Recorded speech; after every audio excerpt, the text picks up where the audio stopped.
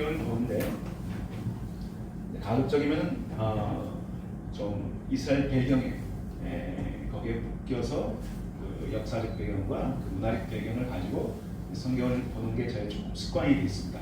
그래서 오늘 우리가 항상 봤던 내용이지만은 어쩌면 새롭게 우리가 좀그 와닿는 부분이 있지 않을까 싶어서요. 마태복음을 제가 오늘 보고 있습니다. 마태복음을 보고 있는데 마태는 유대인으로서 특별히 유대인들에게 복음을 전하기 썼던 내용이에요. 자, 이건 우리가 다 알고 있는 내용이죠. 근데 마태가 어느 부분에 가장 자기의 마음을 쏟아서 썼을까? 우리가 마태복음 몇 장이죠? 전체가 28장이죠. 그러나 우리가 성경에 처음 마태가 쓸 때는 28장 했으면 아니에요. 근데 우리가 17세기 들어와서 1600년 이후에 이제 우리가 장과 절을 나눠놨어요. 그래서 우리가 성경을 쉽게 보기 위해서요. 그럼 어쨌든 우리가 지금 원어할 때 28장으로 우리가 마태복음 되어 있다 한다면은 이 마태복음 28장은 예수님의 전 생애를 다 함축해서 기록한 내용이라고 생각할 수 있겠죠.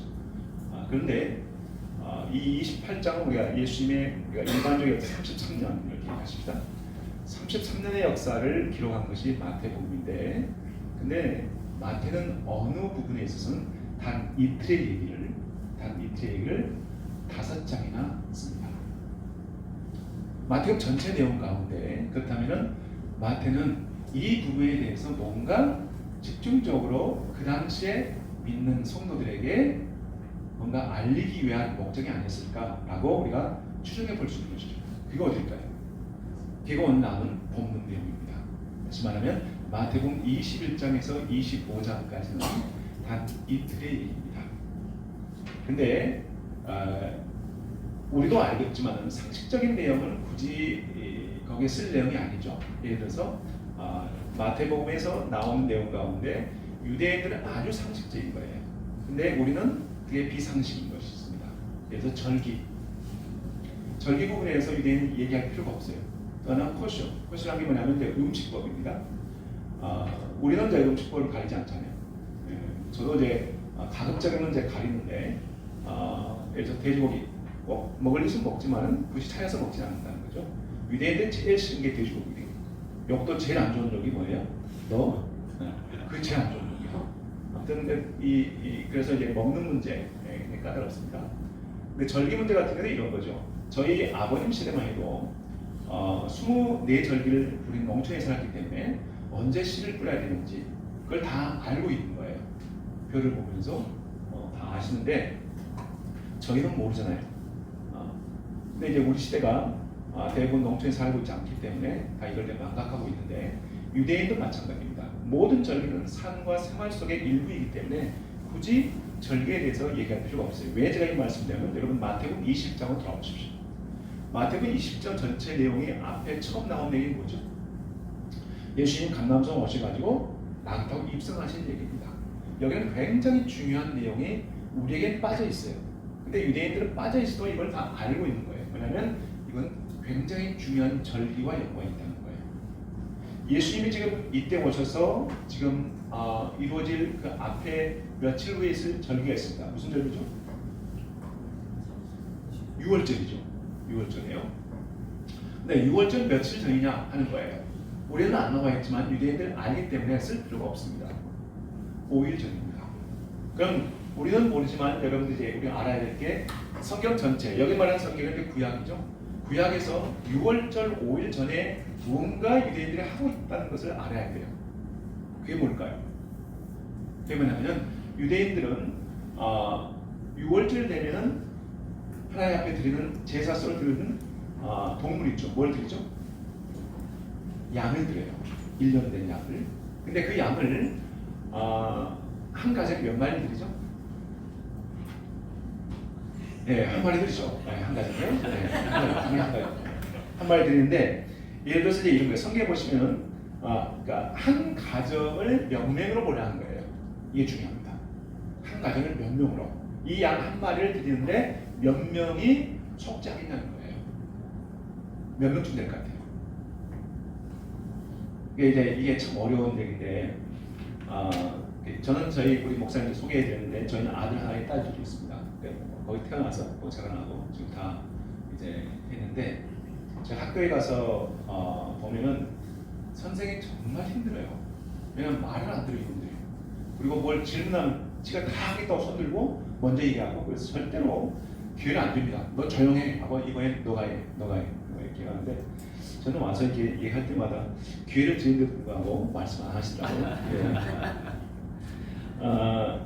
한 가정은 10명을 기준합니다. 10명이요?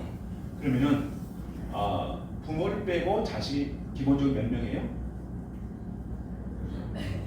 그게 기본입니다. 지금도 정통 유대인 가정은 아이가 몇 명인지 아세요? 8.6명이에요. 8.6명. 정통 유대인. 목사님도 아시잖아요. 예. 근데 일반인들, 저희 같은 사람들은 3.8이가 돼요. 예. 그러니까 굉장히 많습니다. 유대인들 예를 많이 나요. 그런데 성경에 보시면은 그러면은 인수가 작거든 그랬어요. 그게 뭘까요? 이제 신혼부부가 있단 말이에요. 이 부부는 굳이 양 한 마리를 드릴 필요는 없다는 거예요. 근데 양을 반절을 쪼갤 수가 없잖아요. 그래서 한 마리를 드리는데 인수가 작거든 또 다른 부부 같이 해서 뭐하라? 10명을 채우라는 거예요. 그래서 양을 한 마리 드리는 거예요. 자, 그러면은 이 양을 내가 원하는 만큼 내가 가져와서 그냥 한 배 드릴 수 있을까요? 어떤 양이든? 안 돼요. 이때만큼은 험이 있어야 돼요, 없어야 돼요? 없어야 돼요. 그러면 험이 없는 기준을 누가 기준을 맞죠? 내가 가져간 모든 양은 내 기준이니까 가져갈 수 있잖아요. 험 없다고. 근데 그 기준을 누가 하냐? 그렇습니다. 이때 제사장들이 그것을 구별해줘요. 이 양은 드릴 수 없다, 드릴 수 있다, 없다. 이걸 언제 하냐? 바로 오늘부터 하는 것입니다. 바로 예수님께서 오신 바로 이날 뭐래요? 그 양을 구별하기 시작해요. 자, 그러면은 이때 드려진 양이, 이 유월절 때 드려진 양이 얼마쯤 될 것 같습니까? 이스라엘 사람들이 모든 성인 20대가 되기 전에 모든 성인은 다 어디로 와요? 한 번은 예루살렘으로 다 온단 말이에요. 1년에 한 번씩요. 그때 자기 집안에서 부모를 대신해서 아니면 부모를 같이 양을 한 마리 가져왔는데 이 양이 몇 마리쯤 될 것 같습니까? 또 기를 드리기도 하고 네. 요세프스라는 사람에게 가면은 26만 5천 마리입니다. 상상해 보셨습니까? 한 번도 생각 안 해봤을 거예요. 우리는 어느 성화책에 보면은 예수님을 따르는 몇십 명, 몇백 명이 예수님을 따르는 그런 모습으로 지금 낙이 타고 입성하시는 그런 부분으로 묘사됐을 거예요. 그렇지 않습니다. 이때는 수십만 마리 아니면 우리가 대부분 요세푸스 기록에 우리나라 의지해서 그 시대 걸 얘기하는데 한 가지 숫자 개념은 우리가 많이 좀 믿을 수 없다고 해서 공을 뛰기도 합니다. 그 뛰었다 할지라도 26,000마리예요. 어마어마한 양들이 지금 뭐하고 있어요? 그날 다 검증받기 위해서 어디로 가고 있는 거예요? 성전을 향해서 가고 있을 때 이때 누가 오셨어요? 바로 주님이 오셨던 거예요. 그리고 하시는 말씀이 왜 그럼 당신이 여기 왔다는 거예요? 그것은 너희들이 드리는 한 마리 양은 너희 가정을 위해서 속죄하게 왔지만은 그래서 검증하고 왔지만은 나는 누구를 위해서 왔어요? 너희 한 가정이 아니라 온 인류를 위해서 왔는데 나에게도 흠이 있나? 뭐라? 보라는 것입니다. 그래서 이날 오셨기 때문에 이때 반응이 놀라워요. 아, 저분이 다른 날 아니라 이날 오셨기 때문에 모든 사람들이 그분을 뭐라고 인정했냐? 당신은 메시아가 맞군요. 그래서 메시아에만 할 수 있는 찬양이 있습니다. 유대인들은 이걸 알아요. 여러분 여기 나오는 찬송하랴 주의 이름으로 오시는 이여 라고 하는 이 반응은 오직 누구한테만요? 메시아에게만 할 수 있어요. 시편 기자가 118편에 나와 있는 이 말씀은 다윗 시대 이후에 지금까지 1000년 동안 항상 절기 때마다 그리고 특별히 언제 이 말씀을 읽냐 하면은 일주일 동안 읽는 기간이 있어요. 이건 장막절 때 있습니다. 장막절 때 11장 우리가 시편 118편 25절 26절에 나와 있는데 그 전체 내용은 하나님 우리 이러했으니 당신이 이러이러한 때 우리를 이렇게 구원해 줬으니 지금도 우리를 구원해 주십시오 라고 하는 그 내용으로 계속해서 읽다가 마지막 클라이막스 때 하는 것이 바로 뭐냐면 찬송하리라 주의 이름으로 오시는 자여 라고 하는 내용이 나옵니다. 이건 오직 당신만이 우리의 찬양할 대상이기 때문에 당신을 찬양합니다. 어서 오십시오 라고 하는 내용을 시편 기자가 써놨는데 그걸 누굴 향해서요? 오직 메시아에게만 하는 것입니다. 어떤 납비라 어떤 누구에게도 이 찬양을 할 수가 없어요. 이 찬양을 하게 되면 받는 자는 어떠래요? 신성 모독이 될 수 있습니다. 왜요? 오직 이 찬양을 받으실 분은 누구이기 때문에요? 메시아이기 때문입니다. 그런데 이 찬양을 지금 뭐하고 있습니까? 모든 사람들이 이 찬양을 드리고 있다는 거예요. 누구한테요? 예수님께. 그러면은 이제 여러분들이 여기서 여러분들이 성경을 보실 때 이해되지 않은 부분을 오늘 여러분들이 이해할 겁니다. 우리가 마태복음 21장 18절 19절에 나오시는 예수님이 지나가시다가 한 무화과나무를 저주한 사건 나오죠. 그걸 우리가 왜 제자들이 모르지 않습니까? 예수님 답을 줬는데도 불구하고 여러분 지금도 이해를 못하고 있어요. 이유는 딱 한 가지입니다. 여러분들이 그냥 멀리서 믿지만은 그 사건 안으로 여러분이 들어가지 않기 때문에 그렇습니다. 다시 말하면 여러분들 지금 12명 제자들이 이 사건 안으로 들어와 보십시오. 지금 예수님이 낙이 타신 이때의 장면으로 여러분이 들어오신다는 것은 이건 굉장한 거예요. 무슨 말이냐면 정말 예수님이 이때 예수님이 예루살렘에 오셔서 어떤 액션을 취했을 때 하나님 나라가 임한다고 제자들이 믿었을까요? 안 믿었을까요? 믿었습니다. 이 믿음이 여러분에게 가지고 있어야만 오늘 내용을 이해할 수가 있어요. 근데 우리는 멀리서 그 사건을 바라보는 제3자를 바라보기 때문에 그 내용을 이해를 못해요. 그러나 정말 여러분들이 그 앞에 있는 빌립이 그의 어머니가 내 자식 요한과 빌립에게 하는 말이 있죠. 주님, 당신 나라에 임하거든 이놈 좌우정 우우정 해달라고 했어요. 했다는 것은 정말 이번에 당신이 예루살렘 올라가시면은 하나님 나라가 임할 걸 저희가 믿는다는 것입니다. 그 기대치를 많이 그렇다면은 그것 때문에 서로 제자들이 싸웠지 않습니까? 그렇다면 여러분도 한번 생각해 보세요. 그때 제자들이 얼마나 긴장했을까?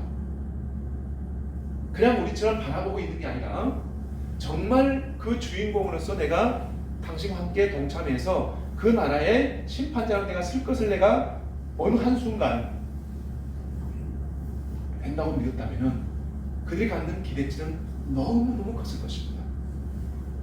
그래서 어디에요? 스가랴서 9장 9절에 나와 있는 그 나귀 새끼 한 마리를 데려오는 것도 그들에게서는 보통 일이 아니었을 거예요. 성경에 나오는 모든 예언이 주님의 메시아의 재림과 영광이 있다 한다면 이 모든 것들이 바로 주님의 어떤 일을 통해서 천지가 계획하던 하나님 나라에 임할 것을 정말 제자들은 믿었다는 것입니다. 자, 그런데 이 기대치에 부응하고 거기에 상응할 만큼 예수님이 어떤 액션을 취했냐 안 했다는 거예요. 모든 사람들은 흥분하고 있습니다. 어떻게 표현됐어요? 여러분 마태복음 20장 보십시오.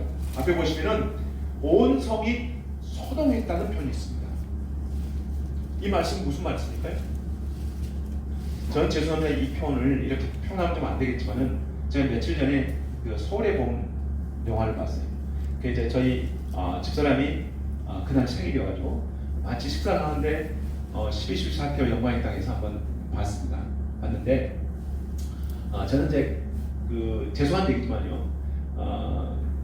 그 다음에 광주 사태 때 저희 제가 고향 쪽이니까 그 금남로에서 이렇게 지나가면서 누군가가 한 말을 던지면은 그게 그냥 메아리처럼 지나갔던 게 있습니다. 네.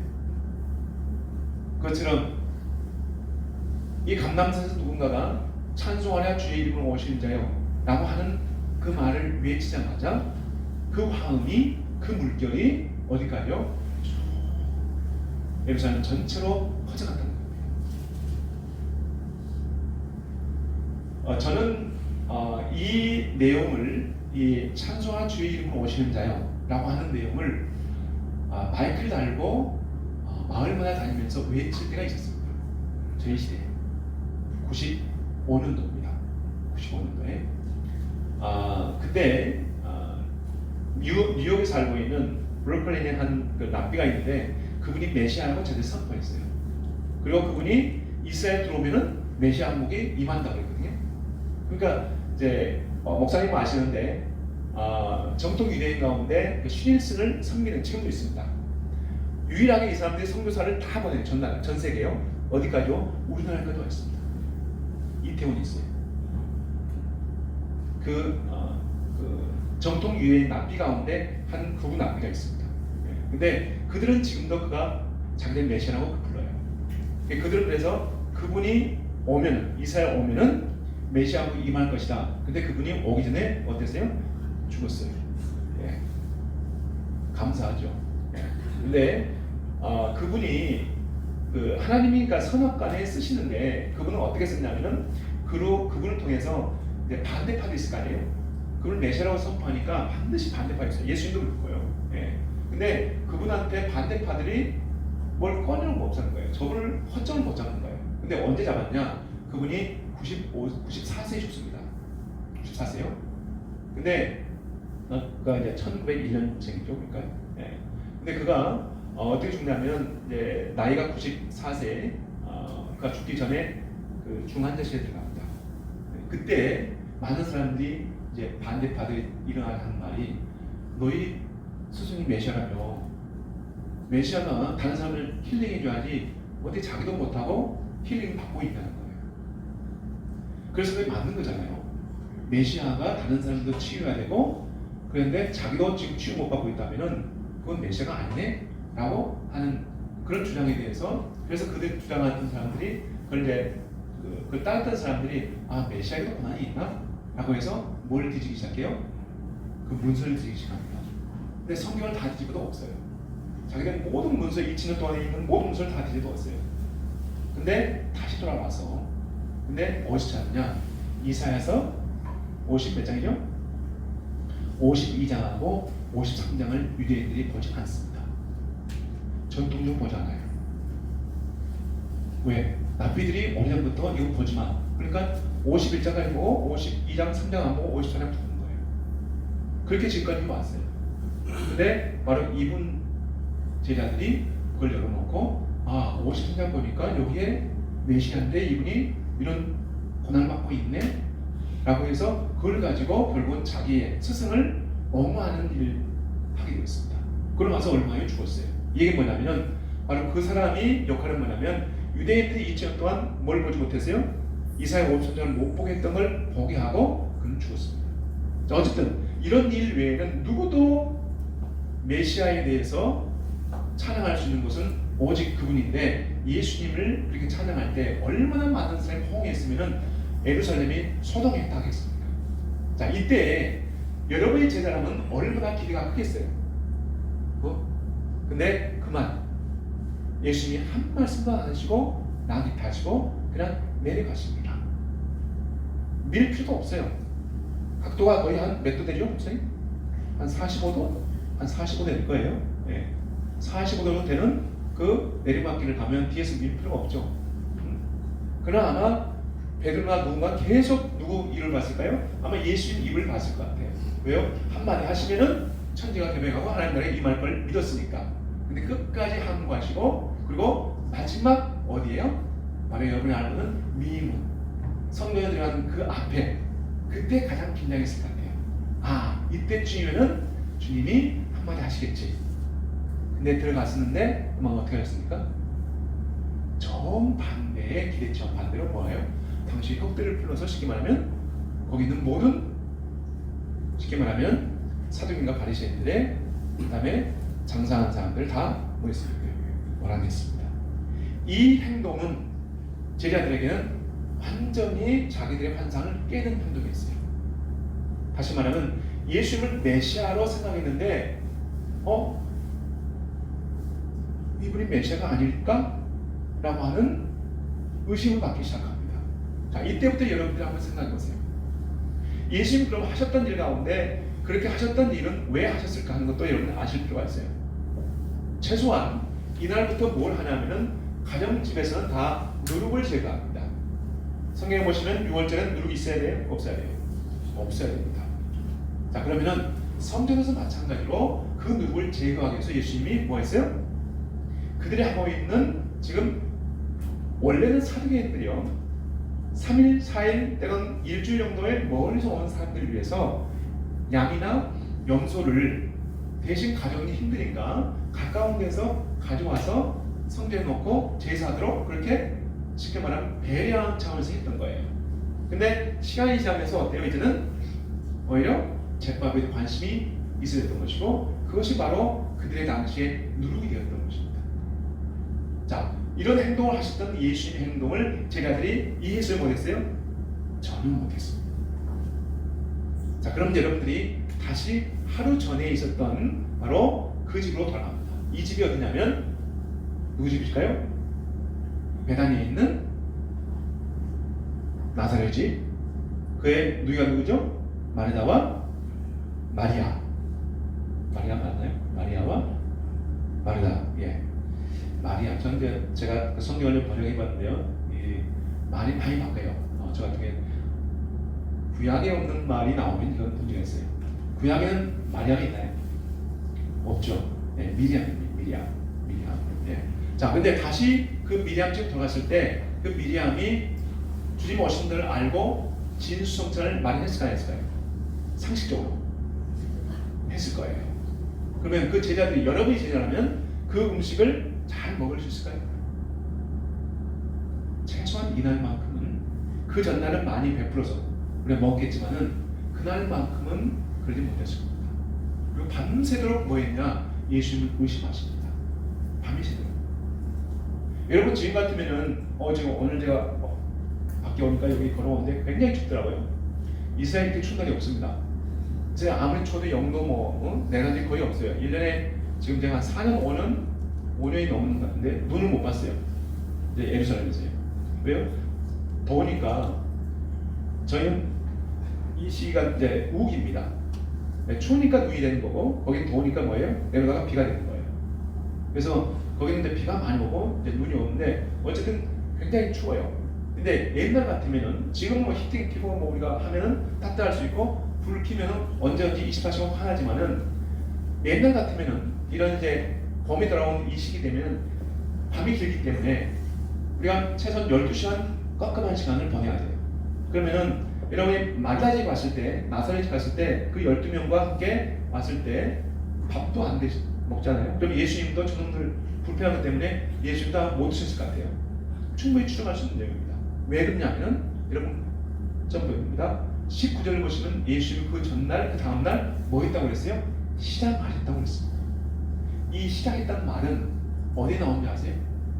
예수님이 40일 금식하실 때 나온 내용이 시장했다고 말입니다. 그러면 3년 반 동안 다니시면서 금식 안 했을 것 같습니까? 수없이 많이 굶기도 하셨을 거예요. 근데 왜 이날만큼은 그렇게 시장하다, 배가 고프다고 표현했을 거예요. 그 얘기는 그날 저녁, 그 전날 저녁 여러분들이 예수님이 만일 12제자들의 마음을 몰랐다면 당신도 죽으셨을 거예요. 근데 12제자들이 다 뭐하고 있어요?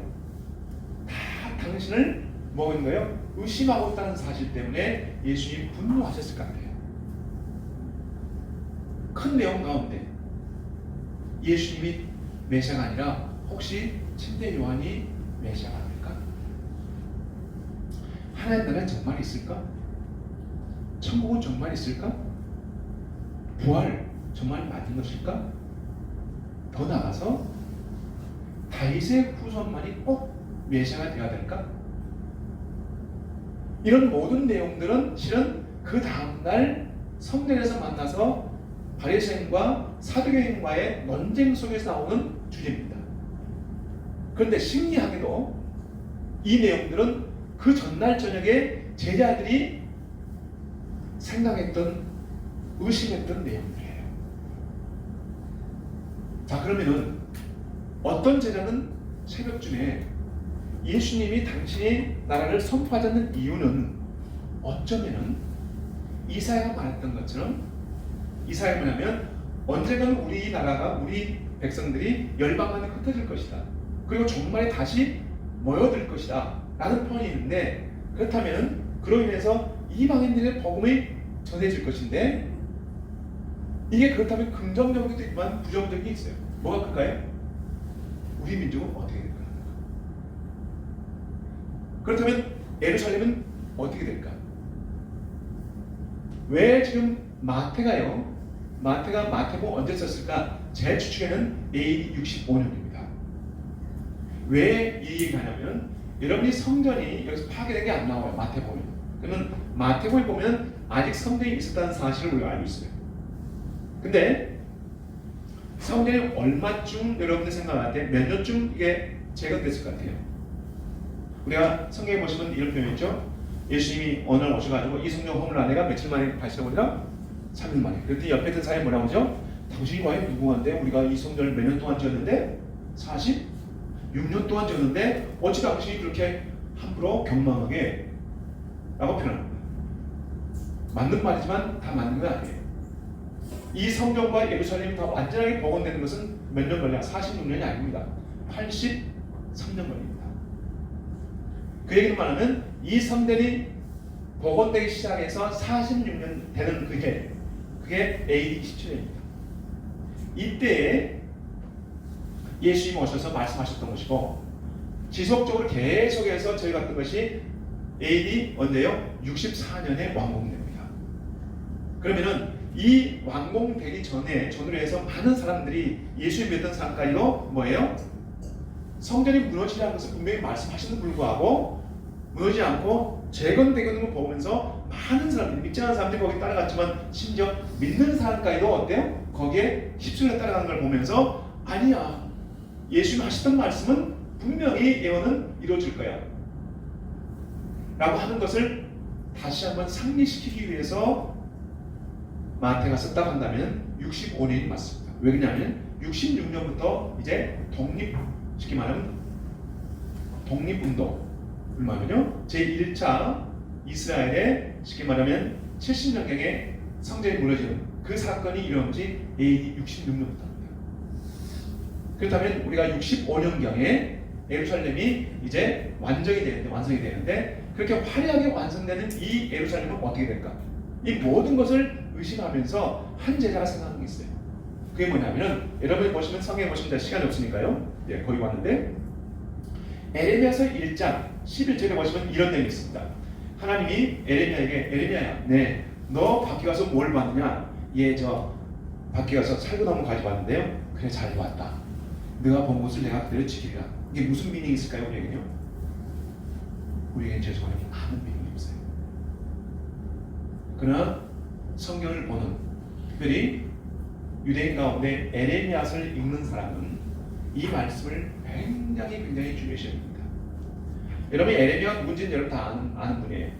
근데 에레미야에서 하나님이, 그러니까 33년 동안 그가 마지막 유대 왕을, 세 사람을 거쳐가면서 예언했던 선지자예요. 근데 하나님이 그를 통해서 뭘 말씀하시냐면, 야, 너는 외치라. 왕들에게, 백성들에게. 누가 가까이 있다? 바벨론 쪽 가까이 있다. 근데 그 왕들 다 어디에 있으니 가까워지려고요? 애굽 쪽으로. 그러니까 부딪힐 수밖에 없죠. 그때 하나님이 예레미야에 하는 말씀, 내가 너를 언제 선택했냐? 천지가 있기 전부터, 너 엄마 뱃속에 있기 전부터 내가 너를 선택했기 때문에 내가 너에게 주는 말을 과감히 뭐하라? 전달하라. 이건 내가 하는 말이다. 자, 그러면서 입술에 숯불에 지어주면서 하는 말씀이 첫 번째 주는 미닝이 미션이 뭐냐면 이 말씀이에요. 근데 이 말씀의 미닝이 뭐냐면요, 여기서 나오는 살구나무는요, 원래 살구나무가 아니고요, 우리 보면 아몬드 나무입니다. 성경에 나오는 모든 살구나무 여러 가지 보면 중요한 다 나와요. 거기 아르, 쌍난, 지팡이 다 이게 뭐예요? 무슨 나무예요? 다 아몬드입니다. 그러면은 여러분들이 아몬드의 비밀을 알아야 돼요. 아몬드가 어떤 나무냐? 이스라엘 옛날 사람들은 다 각자 자기 집안에 아몬드 하나는 심어요. 왜 그럴까요? 겨울이 오고 봄이 올 때 제일 먼저 피는 꽃이 무슨 나무일까요? 답이 나왔죠? 아몬드 꽃입니다. 어느 날 할아버지 할머니가 양집하는 것을 매일 아침에 1월, 2월 되면 뭘 봐요? 아침에 나오자마자 나무에 꽃이 피나 안 피나 보는 거예요. 근데 어느 날 바람이 불고 눈이 온다 할지라도 꽃이 뭐가 피어요? 아몬드 꽃이 피면 뭐가 온다? 봄이 온다는 걸 알아요. 그래서 비록 춥지만은 이제 따뜻한 봄이 온다는 걸 알기 때문에 그 나무를 중요시합니다. 그런데 이 나무 특징이 꽃이 피면 뭐가 열리죠? 열매가 열리죠. 근데 이 나무는 열매가 맺긴 맺지만은 완전히 성숙하게 열매가 맺어서 따는 시기가 있어요. 이 시기가 언제냐? 이게 바로 여러분이 알고 있는 수장절, 장막절, 우리가 잘 알죠? 이게 나팔절, 죄송합니다. 내가 지금 무슨 절이 있죠? 장막절. 네, 장막절 수장절이 나오는데요. 수장절을 뭘 거두어서 드리는 절기예요. 열매를. 근데 이 열매가 뭐냐면 가을에 마지막에 따는 열매가 뭐냐면 이 아몬드입니다. 뭘 말하냐? 꽃은 잘 먼저 피는데 열매는 뭐하다? 마지막 때 열리는 나무가 무슨 나무다? 아몬드 나무라고 합니다. 이스라엘 민족이 하나님이 말씀하시기를 꽃은 제일 먼저 피겠지만은 열매는 제일 마지막에 열리게 할 것이다. 내가 이것을 지키리라. 무슨 말이냐면 아몬드란 말이 쉐케드입니다. 쉐케드란 말이 아몬드예요. 근데 내가 쇼케드 하겠다. 쉐케드를 쇼케드 하겠다. 무슨 말이냐면 아몬드란 말을 동사로, 이 명사를 동사로 만들어버렸습니다. 하나님이. 그럼 그 말은 뭐냐면 예언을 내가 반드시 성취할 것이다. 그런 뜻이에요. 우리말로는 그냥 표현됐어요. 밖에서 뭘 봤냐? 아몬드 나무 가지고 왔습니다. 그래 내가 아몬드 하리라 그랬어요. 그것을 우리말로는 내가 지키리라 그랬습니다. 자, 그러면은 지금 제자 가운데 어떤 제자가 이 말씀을 한번 예수님 하셨던 사역과 비교해 보는 거예요. 당신이 오늘 가서 그렇게 말씀을 전하지 않았던 것은 바로 이 말씀을 이루기 위하십니까? 라고 했을 때 오는 전율. 그건 엄청난 거예요. 그건 뭘 생각할까요? 상상에 계속 꼬리를 물어요. 어떤 결론이 뭐냐면은 감당할 수 없는 얘기입니다. 당신을 하기 위해서는 우리가 아니라 온 열방의 복음을 전하기 위해서 당신이 말씀하지 않았다면은 좋아요. 좋은데 그러면 우리가 이제 화려하게 됐던 이 예루살렘은 어떻게 되겠습니까? 가장 큰 문제는 우리 민족은 어떻게 되겠습니까? 그 생각했던 제자, 이 제자의 마음은 둥글 겁니다. 그리고 뭔가 자기도 평생 깨닫지 못했던 뭔가에 이끌려갈 것입니다. 궁금하죠?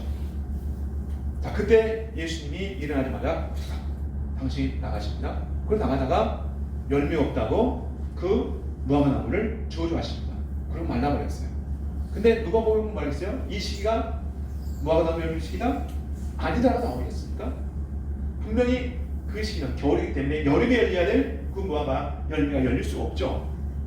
그럼에도 불구하고 그렇게 했을 때 제자들이 물어봤습니다.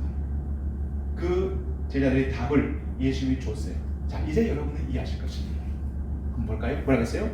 내가 진실로 너에게 이르노니 너희가 의심치 않고 믿었다면 이 산을 들어 저 바다에 던지라 하여도 되었을 텐데 뭐 했다? 너희가 어젯밤에 나를 어떻게 했다? 믿었다. 안 믿었다는 거예요. 의심했다는 거예요.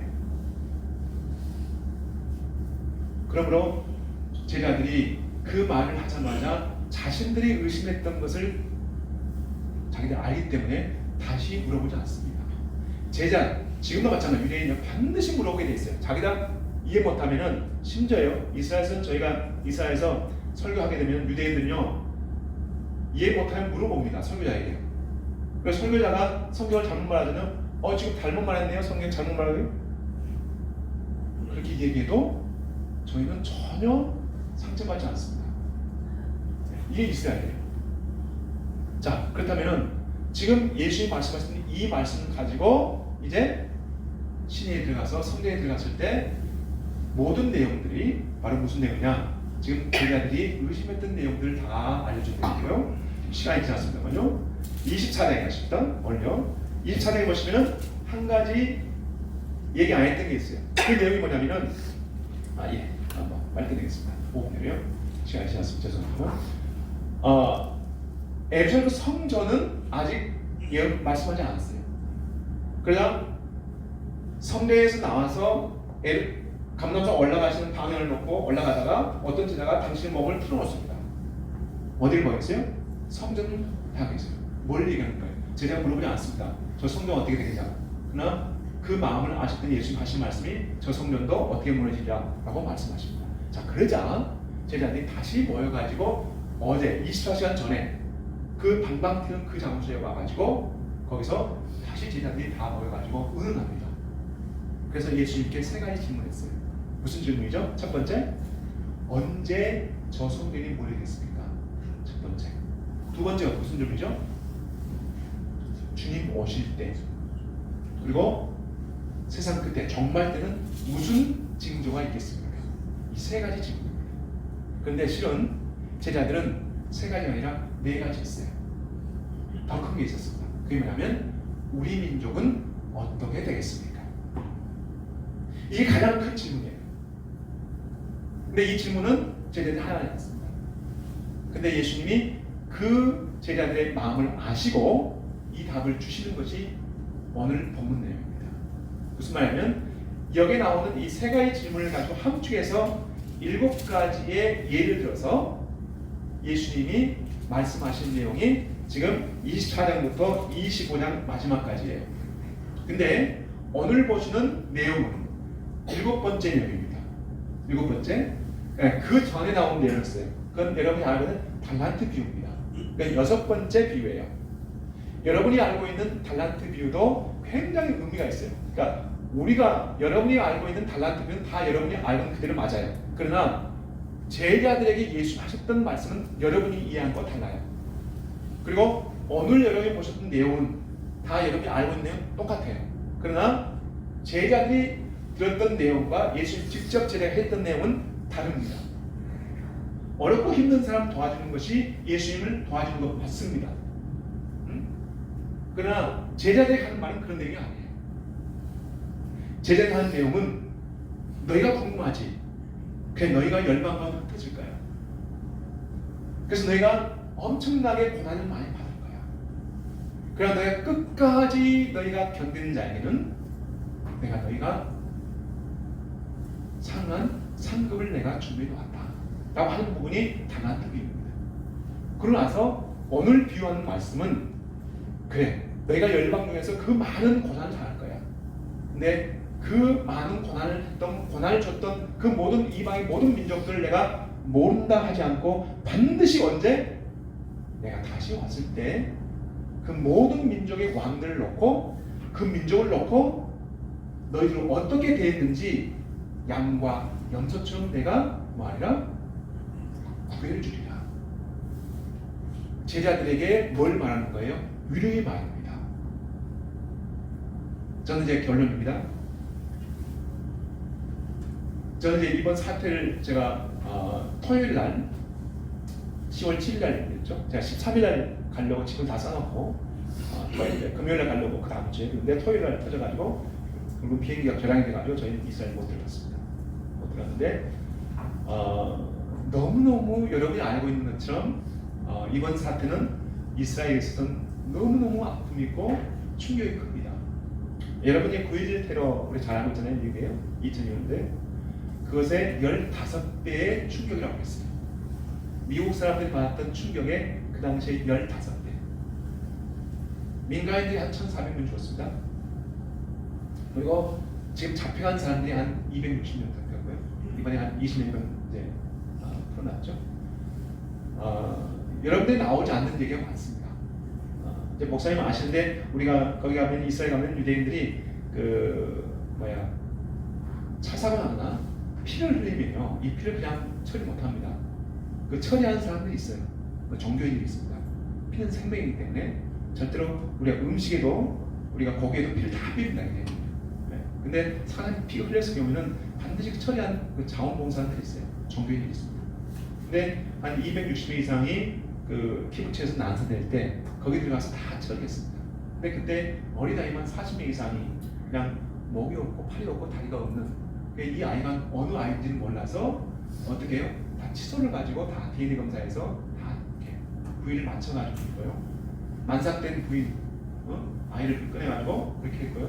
심지어 5분에서도 아이들이 나왔어요. 그러니까 이런 일이 있을 수 없잖아요. 근데 보세요. 지금 보시면 시간이 제일 우리가 안타까운데 시간이 지날수록 이스라엘이 불리합니다. 모든 언론이 다 그래요. 지금 한 10,000명, 20,000명이 죽었잖아요. 그러니까 이건 분명히 비극입니다. 아픔이고. 근데 거기에 포커스를 주면서 이스라엘이 계속 공격할 수밖에 없어요. 마지막 때가 되면은 반드시 양과 염소로 갈라집니다. 이스라엘과 반 이스라엘로 나눠지게 있습니다. 저는 분명합니다. 뭘 보냐면은 전쟁은 어쩔 수 없어요. 피해가요. 전쟁이 있기 전에 상황을 우리는 반드시 봐야 됩니다. 그때 이스라엘이 어떻게 당했는지. 그리고 지금 모든 피해를 이스라엘 돌리지만 저는 그러지 못하는 생각하는 게 기준이 뭐냐면은 최소한 포로가 돌아올 때까지의 이스라엘 공격하는 것은 정당하다. 물론 인명피해가 없어겠죠. 그러니까 여러분들이 마지막 때에 가면 갈수록 오늘 말씀도 있지만은 저는 이 말씀이 저는 뭐가 연관이 있냐면 저는 성경에 이 말씀 펴질 때 제가 한 말씀 보고 이제 말을 하겠습니다. 성경에 어느 예언 말씀 같지 않겠나 싶어서 저는 스바냐에서 나오는 말씀을 봤습니다. 아주 비슷한 내용이 나와 있더라고요. 스바냐 보시면 마지막 장 3장에 보시면 이런 말씀입니다. 내가 절규를 말미암아 근심한 자들을 모으리니 그들은 내게 속한 자라. 그들에게 쥐어진 짐이 추억이 되었으나 그때 내가 너를 괴롭히는 자를 다 벌하고 저는 자를 권하며 쫓겨난 자를 모으며 온 세상에서 수업받는 자에게 수욕을 받는 자에게 칭찬과 명성을 얻게 됩니다. 그리고 더 나아가서 놀라운 게 가자가 언젠가는 이스라엘 편에 들어온다는 말씀이 있거든요. 가자가. 근데 이 말씀이 이루어지지 않았습니다. 다른 곳은 다 됐어요. 여러분 이 가자란 말은 블레셋. 여러분 원래 성경에 나오는 그 팔레스타인 말이 블레셋은 말 알죠? 블레셋 5개 도성이 있습니다. 가자, 아시kel론, 그다음에 에그론, 갓. 5개의 도성이 바로 이 블레셋 도성인데 이 블레셋 도성 가운데 유일하게 이스라엘 쪽으로 나오지 않는 곳이 하나 있습니다. 그것이 가자입니다. 그것이 성경에 나와 있습니다. 어디 나옵니까? 마찬가지 스바냐에서 보시면 2장에 보시면 나와 있어요. 가자는 버림을 당하며 아시kel론은 폐허가 되어 아스돗은 대낮에 쫓겨나며 에그론은 뽑히리다. 해변 주변 그라 족속에게 화했을진저 블레셋 땅 가나안아 주의 말씀이 너희를 친하니 내가 너를 멸하며 주민이 없게 하리라. 해변은 풀밭이 되어 목자의 움막과 양떼의 우리가 거기에 있을 것이며 그 지명은 유다의 남은 자에게 돌아갈 것이라. 기도하겠습니다. 네, 하나님, 저에게 작은 시간 하나님께 주어진 이 말씀 가운데 제가 보았습니다. 어느 시대나 주님께서 하신 말씀이 우리 시대에 함께하는 것을 볼 수 있는 기회가 있는 것을 감사합니다. 하나님, 우리가 아니라 이스라엘과 기준에서 볼 때 주님께서 오시는 그 시간이 몇 시인지 우리가 알 수 있을 것 같습니다. 주님께서 이런 시각을 저에게 주심을 감사합니다. 주시는 축복하며 예수와 이름으로 기도합니다. 아멘.